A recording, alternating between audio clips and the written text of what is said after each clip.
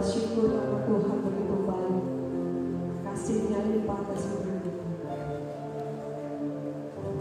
Kami bersyukur Tuhan Yesus,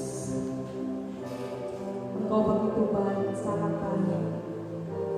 Kalau kami ada sampai saat ini Tuhan, semua karena kasih, semua karena kebaikan Tuhan. Dan saat ini Tuhan Yesus, kami mau mencari wajah-Mu Bapa. Kami mau menyembah-Mu, kami mau memuji-Mu Bapa. Bersyukur atas apa yang telah Tuhan berikan bagi setiap kami. Biarlah Engkau Allah Roh Kudus hari tengah-tengah kami. Kau urapi setiap kami, Kau layakkan setiap kami, dan Kau ampuni setiap kami Tuhan. Bila kami datang kepada Engkau dengan penuh sukacita dan hati yang selalu bersyukur. Terima kasih Bapa, terima kasih Yesus. Terpujilah Engkau Bapa. Haleluya Yesus. Yes, terima kasih. Amin.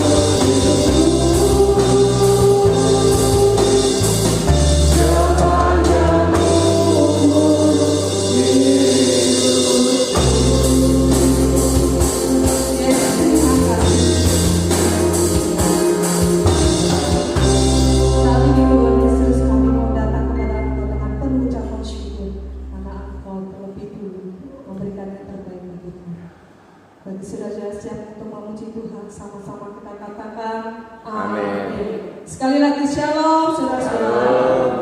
Saya percaya yang ada di tempat ini adalah orang-orang yang diberkati Tuhan. Amin. Mari setiap kita jangan pernah lelah bekerja untuk Tuhan, melayani Tuhan dan mengasihi Tuhan. Mari kita angkat pujian, jangan lelah.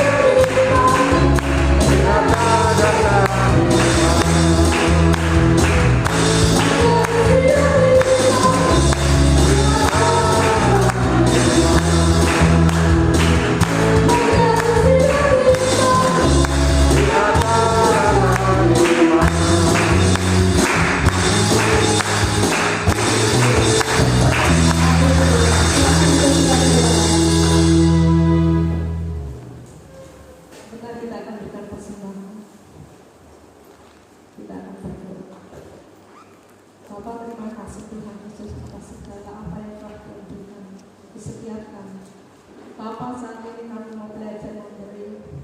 Ajarkan kepada setiap kami memberi dengan penuh sukacita. Dan biarlah Tuhan, apa yang kami berikan ini diberikan kami kepercayaan oleh Tuhan. Dalam nama Tuhan Yesus kami berdoa. Haleluya. Amin.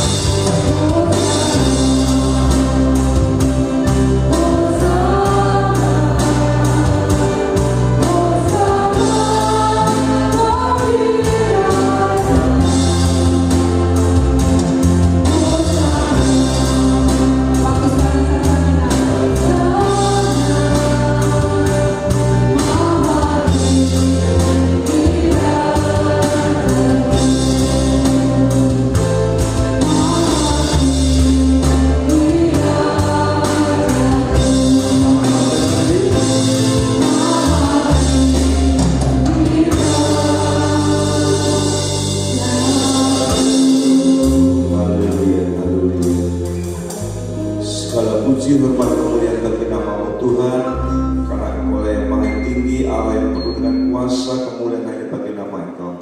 Terima kasih Bapa buat pimpinan Tuhan dari awal sampai pertengahan dalam ibadah kami. Biarlah setiap pujian yang telah kami haturkan kepada Tuhan pada malam itu Kau memberkati. Setiap hamba-hamba Tuhan sudah ambil bagian di dalam pekerjaan kudus pada malam hari Kau juga akan memberkatinya. Terima kasih Bapa. Sebentar kami akan baca kebenaran firman-Mu, urapi kami semua, urapi hamba-Mu yang akan menyampaikan kebenaran firman pada malam hari ini. Terima kasih Bapa. Dari pertengahan sampai akhirnya kami serahkan dalam pimpinan tangan Tuhan. Di dalam nama Tuhan Yesus kami berdoa dan mengucap syukur. Amin. Silakan duduk.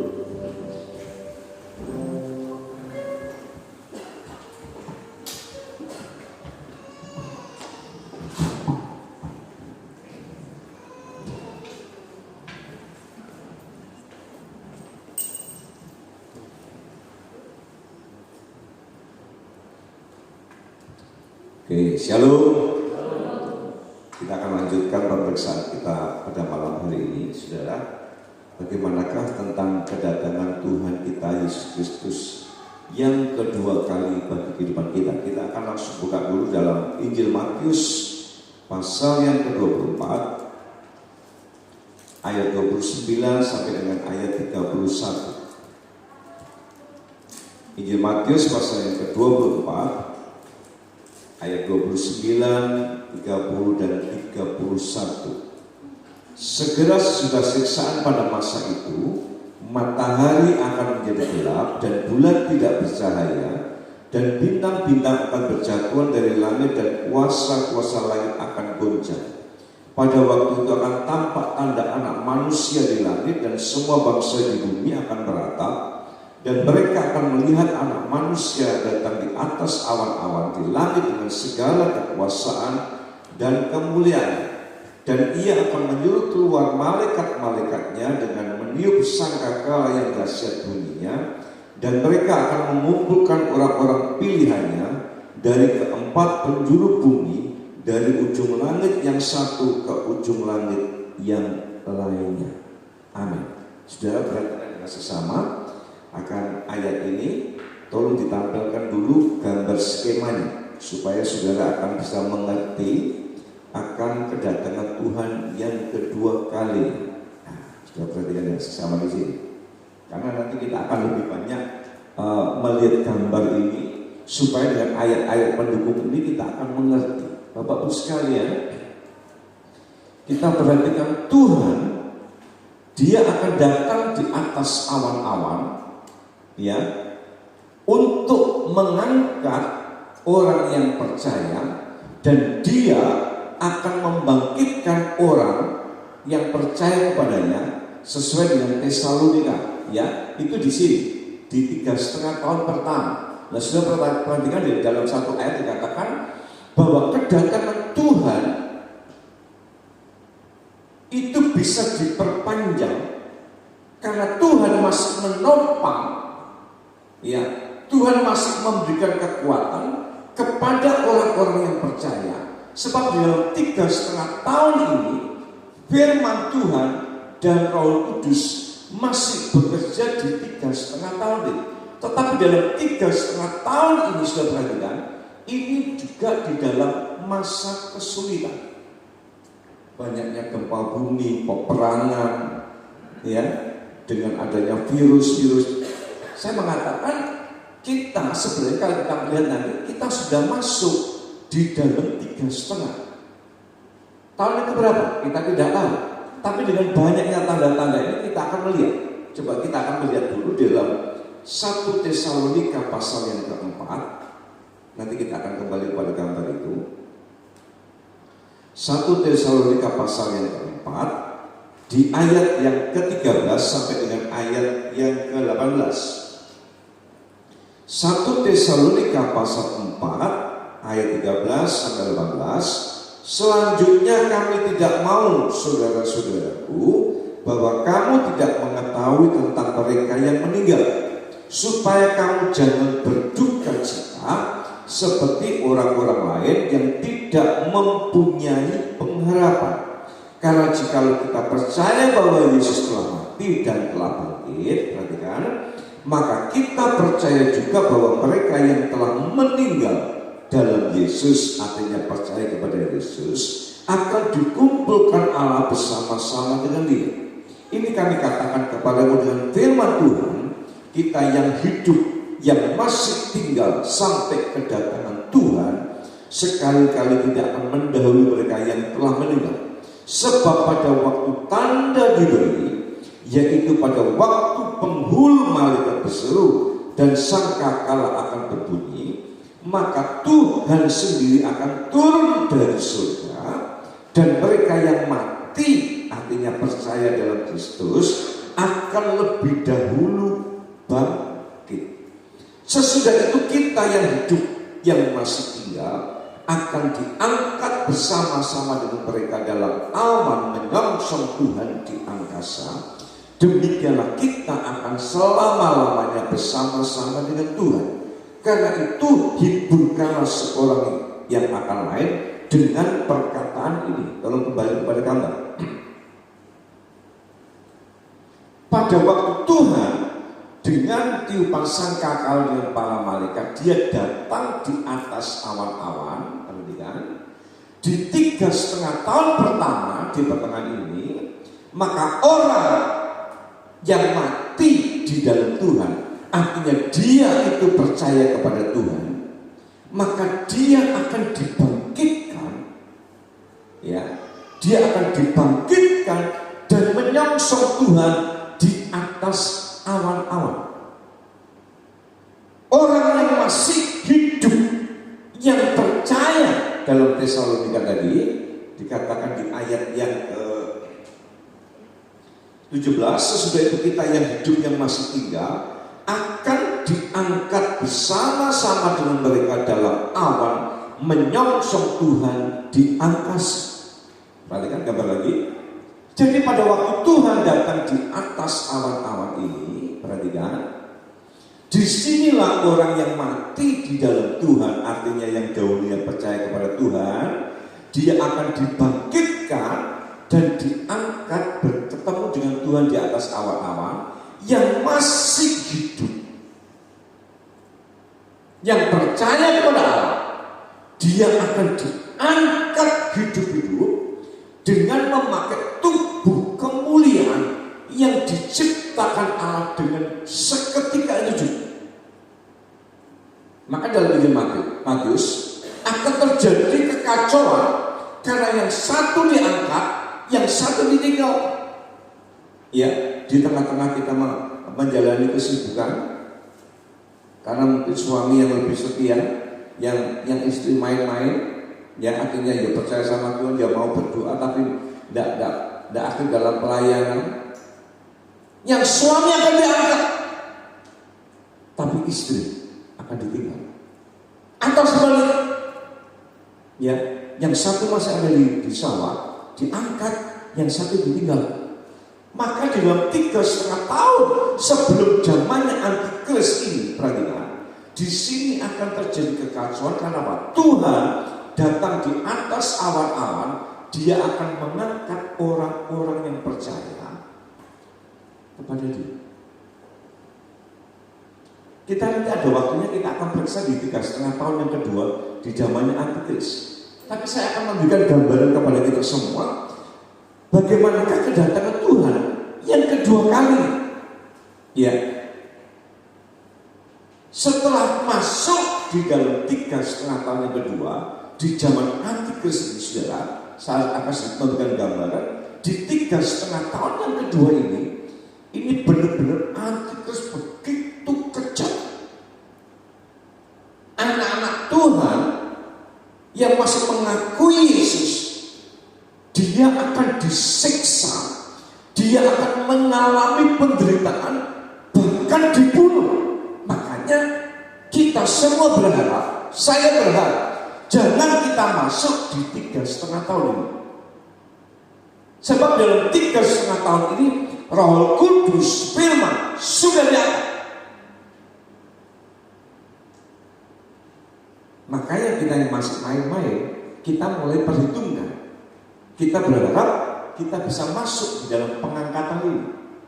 Jangan sampai tertinggal saudara. Ini bayarannya mahal.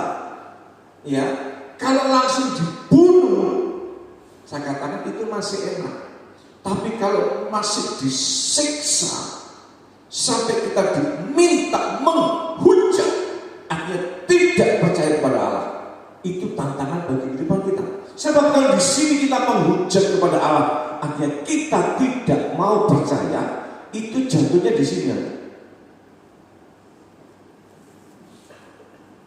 Ini mumpung masih ada firman Tuhan, masih ada Roh Kudus, kita ibadah bisa online, gitu.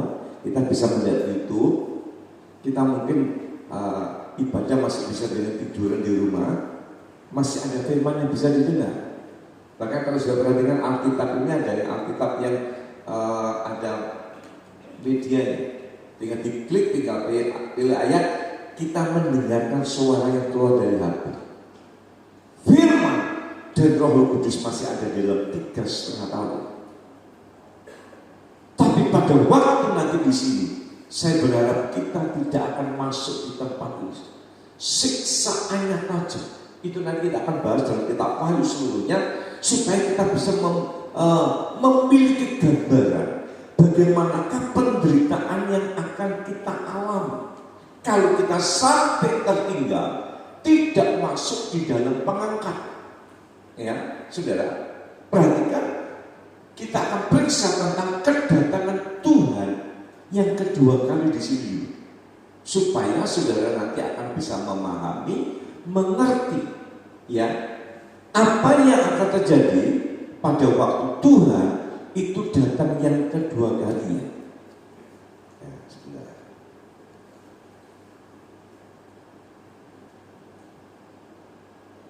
Tapi sebelumnya kita akan membaca dulu dalam 1 Tesalonika sesuai PowerPoint. 1 Tesalonika pasal 3 di ayat yang ke-13. Kiranya Dia menguatkan hatimu supaya tak bercacat dan kudus di hadapan Allah dan Bapa kita pada waktu kedatangan Yesus Tuhan kita dengan semua orang kudus. Ini nanti kita berbicara tentang kedatangan Tuhan yang kedua kali. Tapi kita akan bahas dulu dalam kitab Wahyu. Ya, ini langsung ke belakang. Wahyu pasal yang ke-20. Wahyu pasal 20 di ayat 1 sampai dengan ayat yang ke-4. Lalu aku melihat seorang malaikat turun dari surga memegang anak kunci jurang maut dan suatu rantai besar di tangannya. Ia menangkap naga si ular tua itu, yaitu iblis dan setan, dan ia mengikatnya 1000 tahun lamanya, lalu melemparkannya ke dalam jurang maut dan menutup jurang maut itu dan memeteraikannya di atasnya, supaya ia jangan lagi menyesatkan bangsa-bangsa sebelum berakhir masa 1000 tahun itu. Kemudian daripada itu ia akan dilepaskan untuk sedikit waktu lamanya. Lalu aku melihat tahta-tahta dan orang-orang yang duduk di atasnya. Kepada mereka diserahkan kuasa untuk menghakimi. Aku juga melihat jiwa-jiwa mereka yang telah dipenggal kepalanya di 3,5 tahun zamannya Antikris. Kepalanya karena kesaksian tentang Yesus dan karena firman Allah, yang tidak menyembah binatang itu dan patungnya, dan yang tidak juga menerima tandanya pada dahi dan tangan mereka, dan mereka hidup kembali dan memerintah sebagai raja bersama-sama dengan Kristus untuk masa 1000 tahun. Ini asik sekali.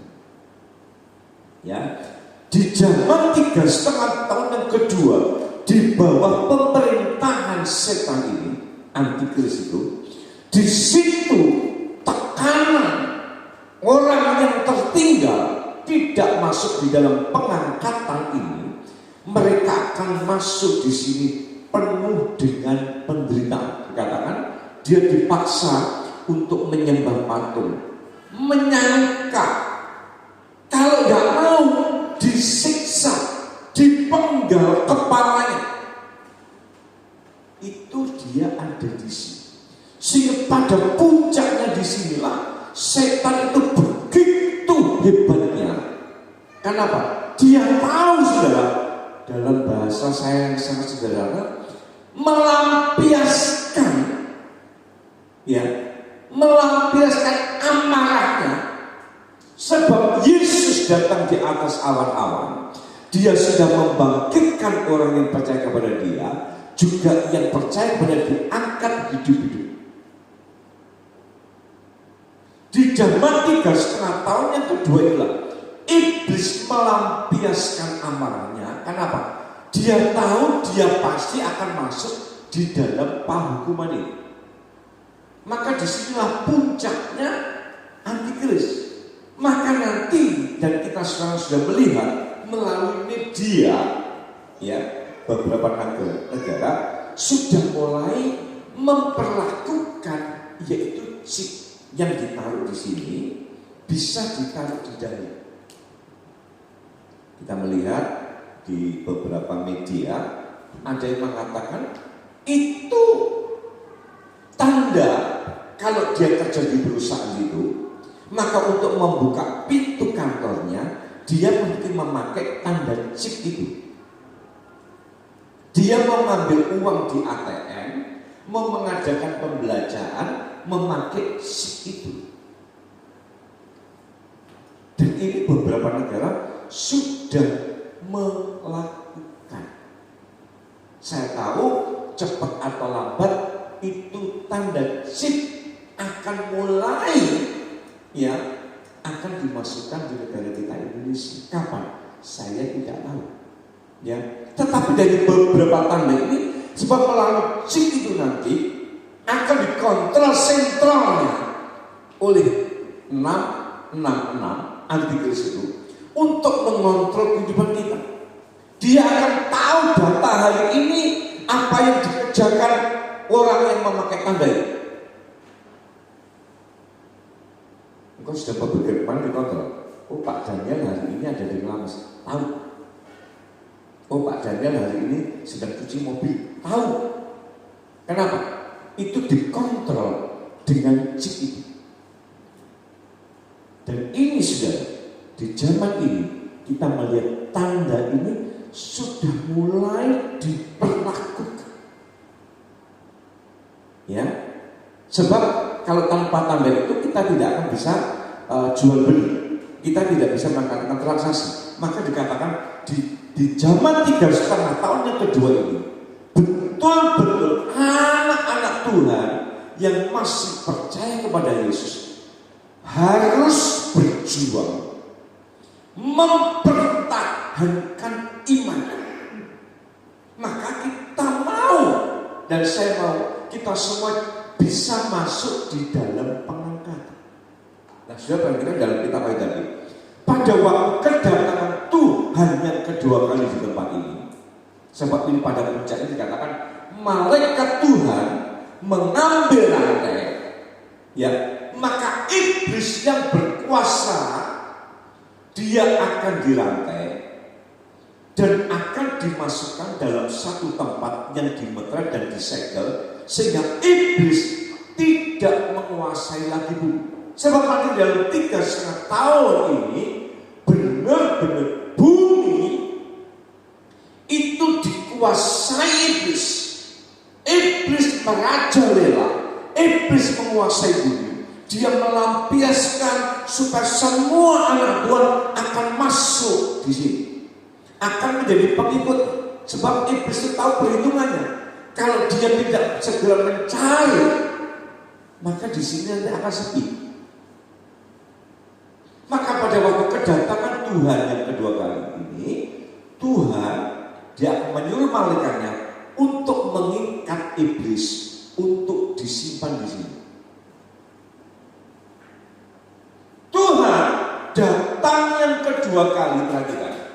Orang yang percaya kepada Yesus masih mempertahankan imannya, dia akan dibangkitkan di tempat ini. pada waktu Tuhan datang yang kedua kali. Saudara akan bertanya, bagaimana orang yang mati di zaman 3,5 tahun ini dan mereka yang tidak percaya kepada Yesus? Pada waktu kedatangan Tuhan yang kedua kali ini, yang dibangkitkan hanya orang yang percaya. Yang tidak percaya, dia akan dibangkitkan selesai di kerajaan 1000 tahun, dan dia akan sama-sama aku dihukum di tempat ini. Sama-sama dibangkitkan, tapi terakhir setelah zaman kerajaan 1000 tahun. Maka sudah perhatikan di ayat yang ini di kitab Wahyu. Lalu aku melihat tahta dan orang-orang yang duduk di ayat 4. Kepada mereka diserahkan kuasa untuk menghakimi. Aku juga melihat jiwa-jiwa mereka yang telah dipenggal kepalanya karena kesaksian tentang Yesus dan karena firman Allah, yang tidak menyembah binatang itu dan yang tidak juga menerima tandanya, tidak memakai tanda 66 pada dahinya dan tangan mereka, dan mereka hidup kembali dan memerintah sebagai raja bersama-sama dengan Kristus untuk masa 1000 tahun. Perhatikan, gambar.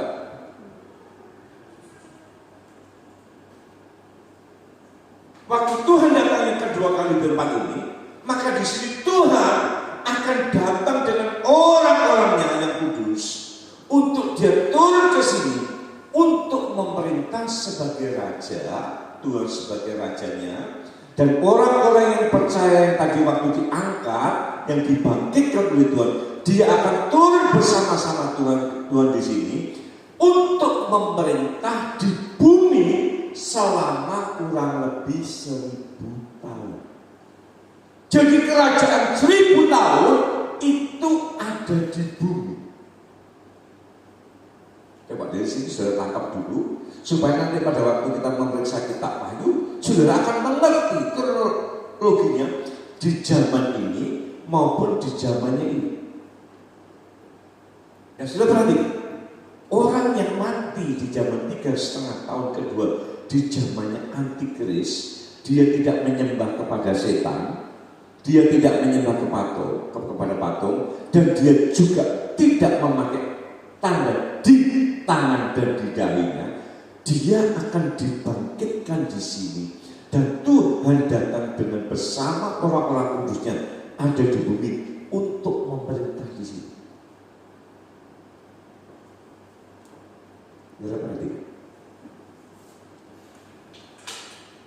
Maka kalau kita sudah diberikan firman ini, diberikan skema ini, akan membuat kita ini mengerti, ya, bahwa ternyata Tuhan itu bekerja di bumi ini, ya, dia mau berkorban di bumi ini hanya untuk menyelamatkan kita, supaya kita tidak masuk di dalam api ini.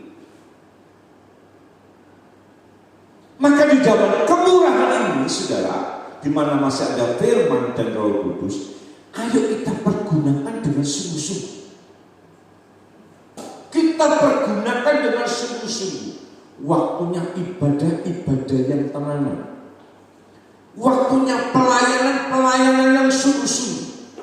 Ya, saudara, orang yang sungguh-sungguh, dia akan masuk dalam pengangkatan ini.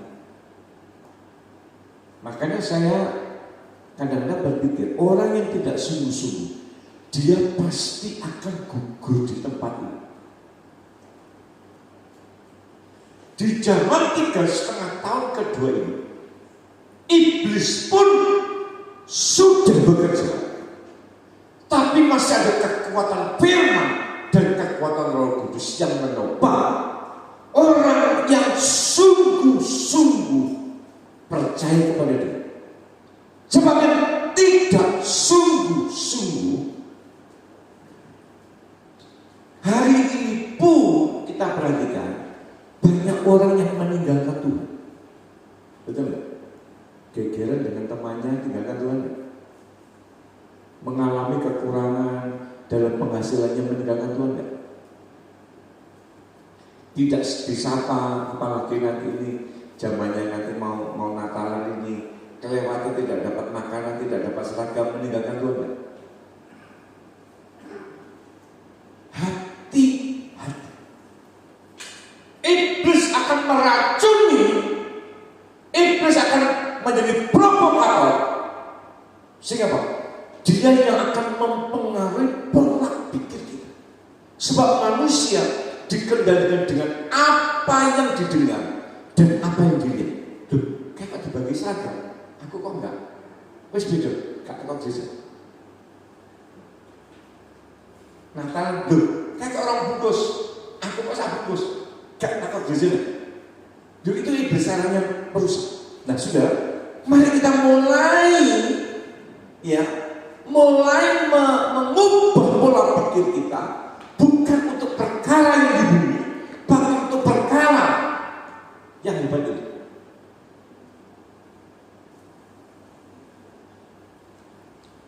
Kerajaan surga sedang menunggu kita.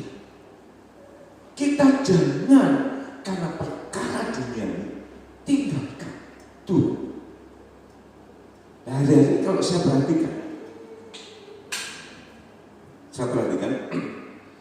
banyak orang ini yang dipengaruhi pola pikirnya sehingga dia berpikir yang macam-macam sampai dia sakit hati. Coba saudara renungkan, hari ini kondisi demikian ini, orang mudah tersinggung nggak? Orang mudah dendam nggak? Orang mudah benci nggak? Coba, emosinya akan lebih sensitif, betul ya? Dimengerti aja, yang pokoknya ini apa ya? Apa enggak senang dengan saya? Satu dengan yang lain mulai dikacaukan dengan iblis supaya terjadi kebencian. Tuhan mengatakan tanpa kekudusan nggak bisa melihat Bapa, artinya nggak bisa melihat surga. Maka iblis hari-hari ini dia bekerja dengan hebatnya karena dia tahu, saudara, kalau nanti di zaman ini dia akan bekerja dengan lebih hebatnya karena dia kepingin semua manusia masuk di tempat ini. Mumpung kita ini masih ditopang dengan firman, kita ditopang dengan Roh Kudus, ayo dipergunakan. Maka firman ini mau tidak mau mesti dibaca. Untuk iman kita kuat supaya pada waktu Tuhan datang di atas awan-awan dengan para malaikatnya, kita masuk dalam pengangkatan. Sebab kalau tidak masuk saudara dalam pengangkatan ini, 3,5 tahun sangat ngeri.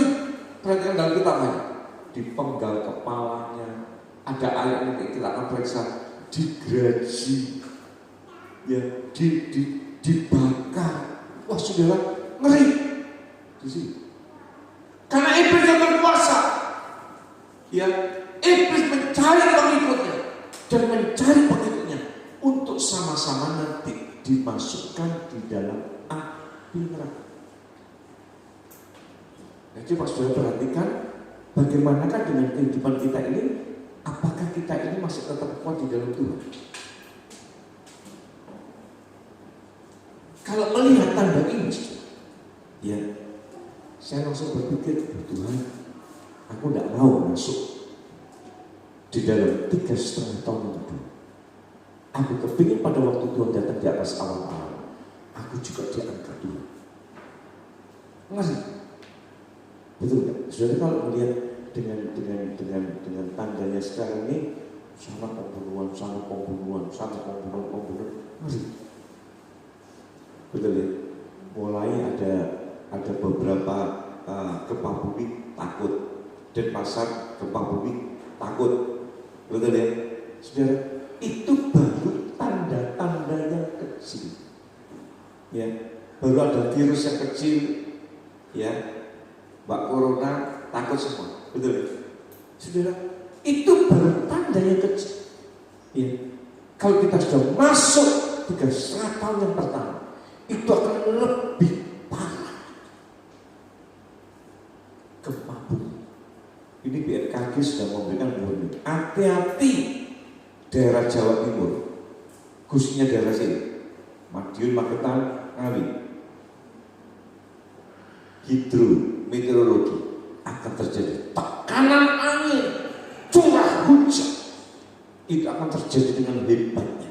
Itu sudah diberikan warning. Itu baru bagian kecil. Ya, kapan itu kan terjadi puting beliung kan? Daerah Caruban banyak yang rata dengan tanah, Kare banyak yang rata tanah. Itu baru bagian kecil. Lebih parah lagi, saudara, dengan melihat tanda-tanda ini, ayo kita lebih sungguh-sungguh, kita lebih serius, ibadah yang sungguh-sungguh. Jangan untuk main-main, ya, jangan main-main dengan kehidupan ini. Begitu kita main-main, kita mulai direbut oleh iblis, kita akan dibawa diseret untuk masuk dalam bahaya. Jangan sampai kita sudah bertahun-tahun ikut sama Tuhan, hanya gara-gara saudara, hanya gara-gara teman, hanya teman-teman pelayanan, kita tinggalkan Tuhan, bahkan goodbye Tuhan. Saudara, saya, ya, dan itu saya tahu ini pengaruh dari iblis yang hari-hari kepingin menyeret manusia. Mari kita mulai memahami dan mengerti dengan tanda-tanda ini, supaya ke depan kita masuk di dalam pengangkatan, dan disitulah hidup kita dimuliakan.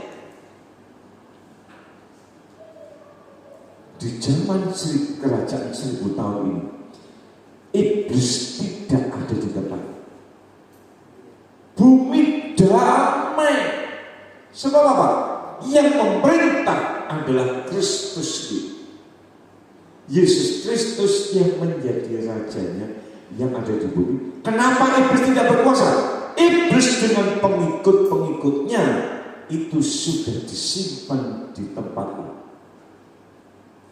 dan nantinya akan dibuang ke dalam dapur api yang dinamakan neraka. Di sini seluruh pengikutnya dia akan dibakar di sini. Nah, saya berharap kita akan memerintah menjadi raja-raja di tempat itu. Hari ini engkau susah karena banyaknya tekanan ekonomi, karena pengaruh ini. Tetapi lihat di sini, ini baru incip-incip di zaman kerajaan 1000 tahun ada di bumi. Belum kita mengintip surga. Saya baru belajar itu soal ini. Tuhan, aku sudah dirojo. Pak Daniel sudah dirojo, Pak, di tempat ini, Pak. Ayo pertahankan iman kita. Apapun yang terjadi, kekurangan, tekanan, bertahan. Kita ada di bumi hanya berapa tahun? 70, katakan 100. Menjadi raja di bumi bersama dengan Yesus itu 1000 tahun. Setelah 1000 tahun ini, bumi dan segalanya akan dilenyapkan, dan kita akan sama-sama masuk dalam kerajaan. Hebat. Kita semua adalah calon-calon pewaris kerajaan Allah, dan kita ini adalah calon-calon raja. Sebab itu kita sedang dipersiapkan menjadi seorang pemimpin yang handal. Kita perlu dilatih. Betul tak? Dilatih kesabaran, dilatih dengan kasih, dilatih dengan lemah lembut. Betul tak?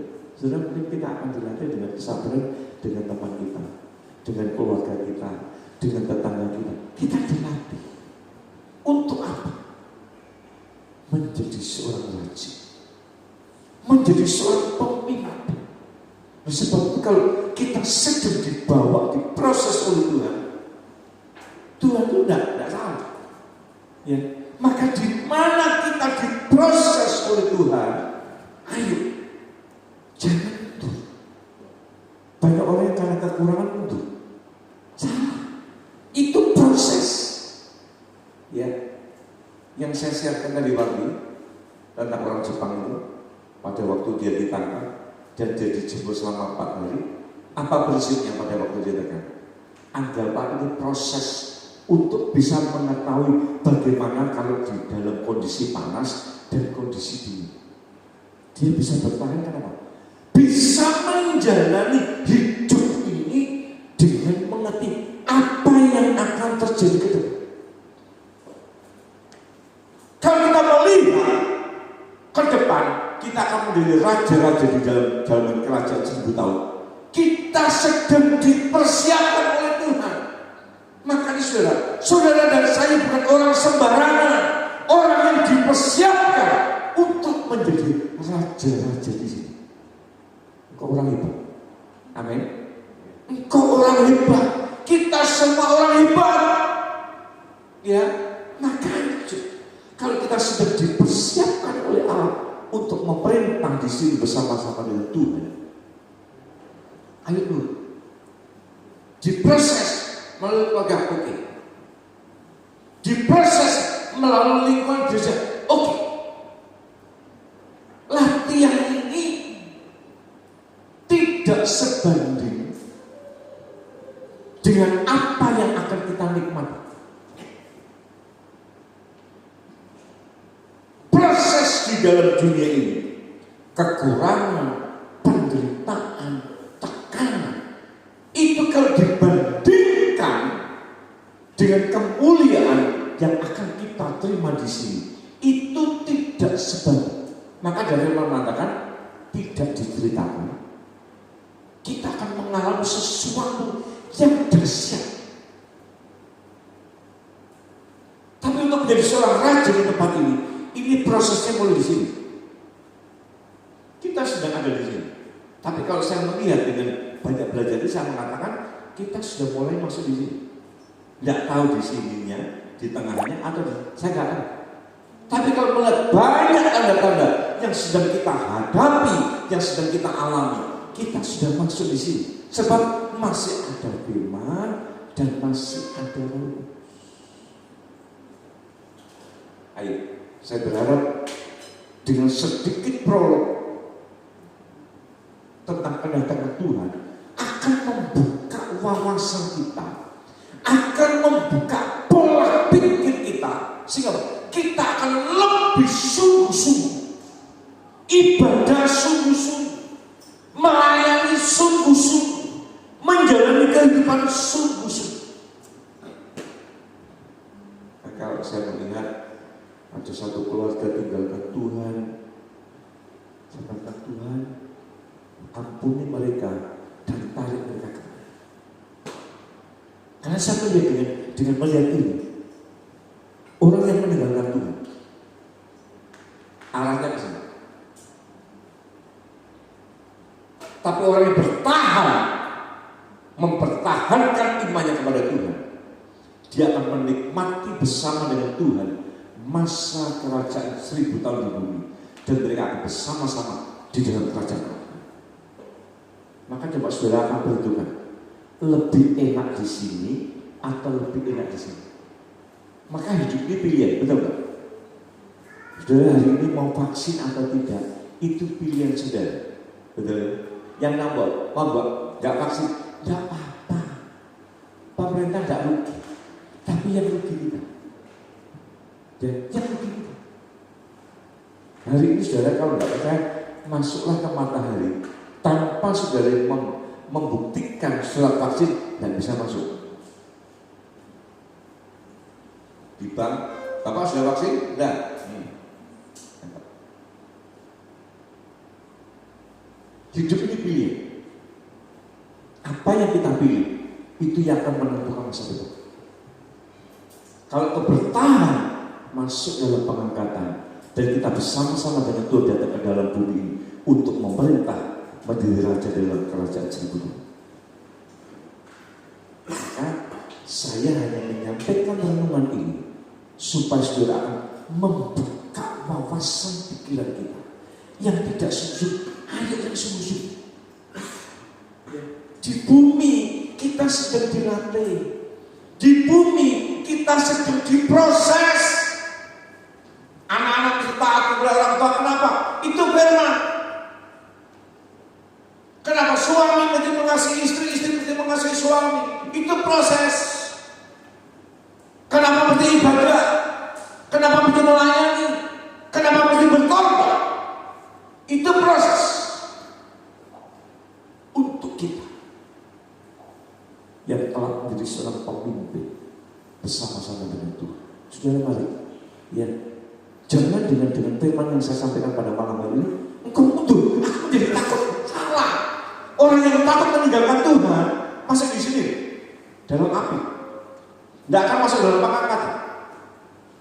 Tapi yang bertahan, dia akan masuk dalam pengangkatan, dia akan turun bersama-sama dengan Tuhan untuk menjadi raja di zaman kerajaan 1000 tahun. Jangan takut, ya, jangan takut. Kena terus mati, tidak apa-apa. Berarti lebih cepat pulang. Betul. Sudah, mari kita mulai memahami dan mengerti. Saya hari apa ya kemarin? Hari Rabu sore, saya jam 3 naik sepeda ke tempatnya Bahti. Bahti itu kan karena penglihatannya, dia sudah sepuh. Waktu saya shalom, dia monggo lebat. Dia mungkin hafal dengan suara Pak Yusuf gitu. Saya coba cerita tentang Ibu Gima yang meninggal Tuhan. Tak cerita, hah? Wis pulang. Dia punya pemahaman. Rumahnya jadi. Ini bener loh. Bagaimana omahnya jadi, jenengan omahnya kong jadi. Terus bertahan bang. Nggih kula tetep ndonga kalian Gusti Yesus Kristus. Dia mempertahankan iman karena dia mengerti teman-temannya sudah pulang karena rumahnya jadi, rumahnya dia ikut jadi. Dia ngerti, oh saya punya hati ini seneng. Ternyata Mbak iya ngerti firman. Nek mau wis ditimbali Gusti berarti rumahnya dia jadi. Dia belum jadi dan dia mempersiapkan. Saya tanya, tetap dulu, pulang berikan dungo Pak Yusuf. Kalau saya ngomong, Gusti Yesus. Sudah, mari persiapkan diri kita. Ya, persiapkan diri kita. Jangan sampai kita tinggalkan Tuhan, tapi kita maju terus sampai akhir kehidupan. Sebab kerajaan surga itu sedang menunggu kedatangan kita. Sebab itu bila dengan prolog ini akan kita mengerti, ya. Nanti kalau kita sudah membahas kitab Wahyu, kita jangan menjadi takut, tapi kita akan lebih maju, ya, lebih maju, mempertahankan ini. Kalau kita sudah membahas tentang zamannya Antikris, ngeri, ya. Saya harap tetap datang, bukan melihat kengeriannya, tapi kita akan mau. Aku gak mau masuk di 3,5 tahun. Aku kepingin diangkat bersama dengan Tuhan di atas sana. Itu membuat kita mantap. Kita akan lebih serius dalam kita beribadah, dalam kita percaya kepada Tuhan. Sehingga mahkota yang sudah disiapkan begitu tidak lenyap, tapi mahkota ini tetap menunggu kedatangan kita nanti. Sebab itu bila dengan renungan firman Tuhan ini akan membuat kita akan tetap semangat di dalam kita memilih kepada Tuhan. Amin. Tuhan memberkati. Ya, sama-sama kita akan berdiri.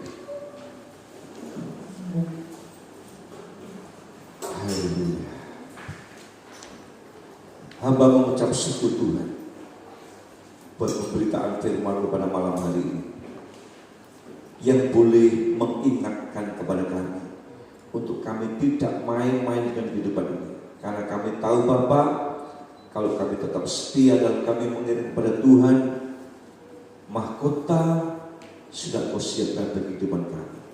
Kerajaan surga Engkau siapkan bagi kehidupan kami. Sebab itu Tuhan, kami tidak mau tinggalkan Engkau Tuhan. Apapun yang terjadi atas kehidupan kami mau tetap kuat di dalam Tuhan. Biarlah Roh Kudus memberikan penerangan, Roh Kudus memberikan kekuatan kepada kami untuk kami boleh tetap bertahan sampai akhir kehidupan kami. Terima kasih Bapa, biarlah dengan pembukaan firman pada malam hari ini membuat kami akan tetap semangat di dalam kami mengiring kepada Tuhan sampai akhir kehidupan kami. Terima kasih Bapa, tolong Tuhan setiap pribadi yang mendengarkan firman pada malam hari ini, mereka akan tetap kuat, bahkan lebih semangat di dalam mengiring kepada Tuhan dan kekuatan Tuhan yang menopang dalam kehidupan kami masing-masing. Terima kasih Bapak, terima kasih akan memberkati setiap kekasih yang datang pada malam hari ini. Apa yang dibutuhkan kami tahu, Engkaulah jawaban atas kehidupan. Terima kasih Bapak, terima kasih. Sebentar umat akan pulang, biarlah pasukan malaikat Tuhan menyertai kehidupan kami sampai di rumah dengan selamat. Nama Tuhan dipermuliakan di dalam nama Bapa, Putra dan Roh Kudus, di dalam nama Tuhan Yesus Kristus. Kita yang percaya diberkati, Tuhan mengatakan amin. Selamat pulang, Tuhan memberkati.